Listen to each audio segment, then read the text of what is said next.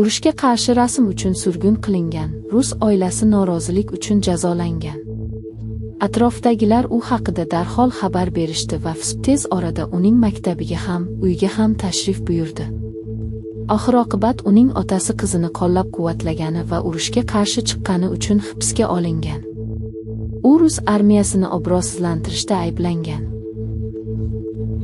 AQSh 60 ta davlat uchun samarali mehnat uchun qo'shimcha tariflarni nazorat qilmoqda. Bu amerikalik ishchilar tengsiz o'yin maydonida global miqyosda raqobatlashishga majbur bo'ladigan dinamikani yaratadi. Biz endi bu nomutanosiblikka toqat qilmaymiz, dedi Ustir elchisi Jameson Greer hujjatda.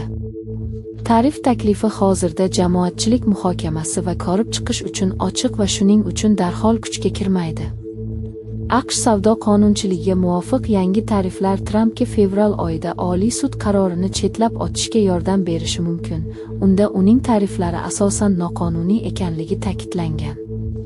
Kanada, Meksika, Tayvan, Pokiston, Buyuk Britaniya va Yevropa ittifoqi davlatlaridan import qilinadigan mahsulotlarga qo'shimcha boj o'rnatiladi. Bular Washington tergoviga ko'ra majburiy Kolumbiya prezidentligiga qat'iy onchi nomzod Abelardo de la Espriella seshanba kuni AQSh prezidenti Donald Trampning ma'qullashini olgach, 21 iyun kuni bo'lib o'tadigan ikkinchi bosqich saylovlari oldidan o'z pozitsiyasini solchi senator Ivan Chepedaga qarshi mustahkamlab, Qo'shma Shtatlar bilan yaqinroq aloqalar o'rnatishga va'da berdi. Makron Parijda Ruanda genotsidi yodgorligini ochdi. Bu haqiqat izlash.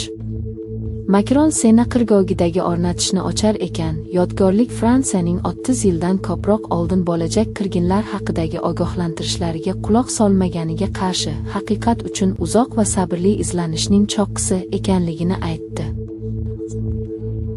Livan Vashingtondagi muzokaralar Isroil bosqinini to'g'rilashga umid qilmoqda.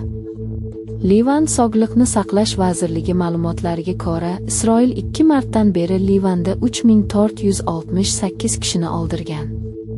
Urush davom etar ekan, Livan va Isroil nimani muhokama qilishlari kerak va muzokaralar Isroil hujumining tugashiga olib keladimi? Oldingi uchrashuvlarga o'xshab, tomonlar Isroil va Hizbulloh o'rtasidagi janglardan so'ng qandaydir kelishuvga erishmoqchi bo'lib, bunga erishishga shubha bilan qarashmoqda.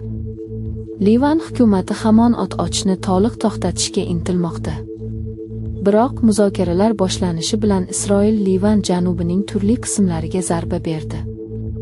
Livan, shuningdek, Isroilni janubdagi Livan hududidan olib chiqishga harakat qilmoqda. Shunda 1-2 milliondan ortiq qochirilgan